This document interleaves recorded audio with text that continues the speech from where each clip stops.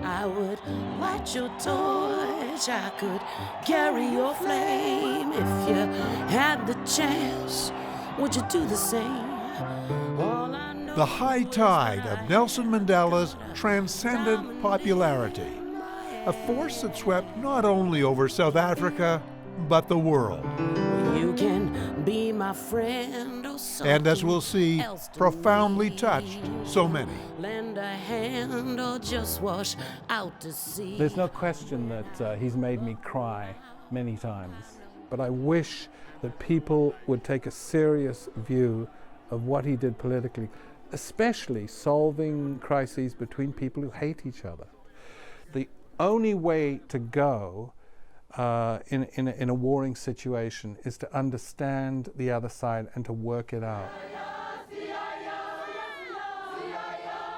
Mandela's extraordinary capacity to touch humans across all boundaries of race and politics during the anti-apartheid struggle was closely followed over years by Robin Benger, a Canadian documentary producer raised in South Africa. As a youth, Benger was educated inside the deeply traditional white South Africa, one he grew to reject. Growing up in a very privileged situation in South Africa, the name Nelson Mandela had been erased entirely from the language of South Africa. I became fascinated. I mean, I was a two-sided person. I had that golden path ahead of me, but there was a huge emptiness, about 70% of the population. A teenage Robin Benger would shock friends and family by defying authorities and attending anti-apartheid meetings with blacks. Arrested briefly, he knew he tasted only a small part of the oppression Mandela and followers survived. It nearly destroyed me, very nearly destroyed me. And friends of mine who were put away for longer periods of time, God bless them, never recovered. Apartheid determined inferior status to all non-whites. As a child, Zeb Jiva, who had Asian roots, was also scarred by its segregation, as his family was discriminated against. After fleeing to Canada, he became a leading Free Mandela activist. A lot of people who suffered under apartheid, there must have been a internal scar or toll that is taken when you're discriminated against in that sense. You develop an inferiority complex. So whenever you went to any authority or anything of that sort, you'd always, not be comfortable in talking. And when you got something done, you'd be thankful, that you got it done, But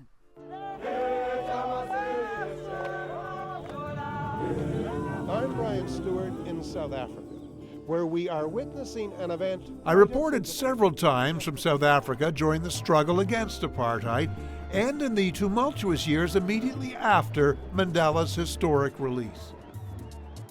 When I finally got a rare chance to interview him, it was like meeting a mythical figure, one who had triumphed over long captivity to emerge as the most revered figure on earth.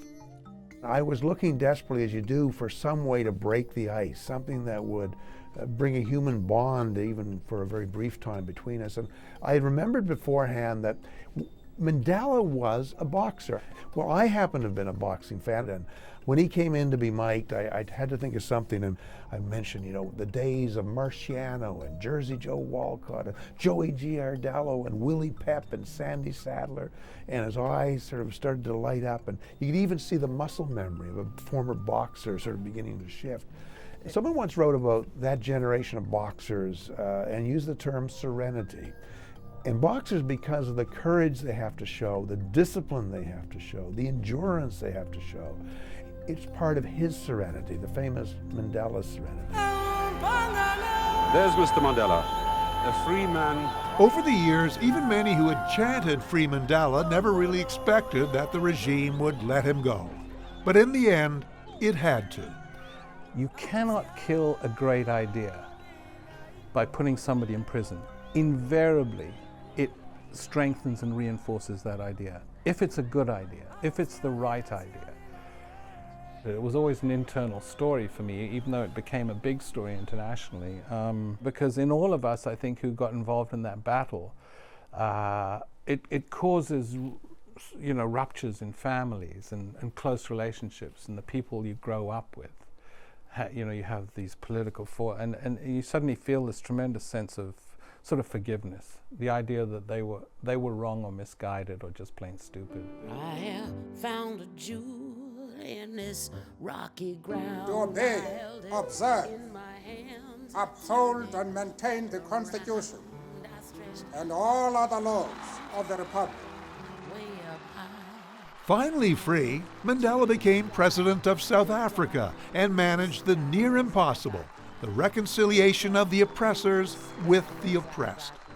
Reconciliation was the message he carried across the world. In Canada, tens of thousands attended Mandela events. All I know is what I have. Famed Canadian jazz singer Molly Johnson, who revered Mandela, was asked to perform and sang her song, Diamond in My Hand. I'd light your torch, I could carry your flame. If you had the chance, would you do the same? All I know. Singing those lines and sitting right beside Nelson Mandela, I really barely got through them because he's lit the torch, he's carried the flame, and by God, I better pick that torch up and, move forward on that. Or we all should. And I felt so inspired by that lyric, and suddenly it took on a whole different meaning. You can take it day by day, save your soul any old way. Can't you hear me call your name? Quick, now I think I'm falling. I hit those lines, and I'm sitting beside Nelson Mandela. It's pretty awe-inspiring, let me tell you. Molly Johnson had been raised in a mixed-race family, black father, white mother, that had passionately followed Mandela's long fight against injustice. Mandela, who loved music, gave her a new sense of the power of words and of song. I've always felt about what a privilege it was to be able to string a bunch of words together that rhyme and hook them to some great music and communicate that idea. And the privilege of that is to be smart and strong and put a great message out there. And I feel that meeting Nelson just reinforced that you have those powers, and music can move people. Ever since leaving the racist oppression of South Africa, Zeb Jiva had been an organizer in Toronto for Mandela's African National Congress. He felt overwhelmed when he finally met Mandela.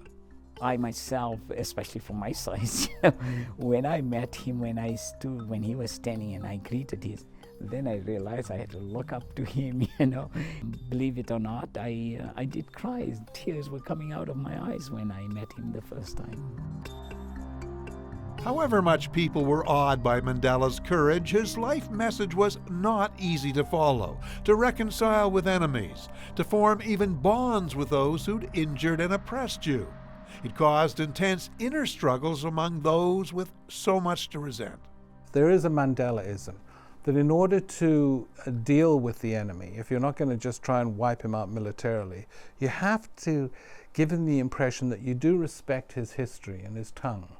So he learned, he changed about this with the Afrikaners. He said, read their history, learn their language. They are part of the new Africa. They're part of the new South Africa. They're real Africans. And I stretched out my arms. Those who have had their lives touched, even transformed by Mandela's heroic story, have had years to prepare for his death. Still, even trying to imagine a world without him is not easy. I made a promise to myself that I'd get on a plane just to finish the story, to be at the memorial, but terribly, terribly sad. Personal loss. We will not see his like again. I think the world will weep. I think South Africa definitely will weep. Incredible.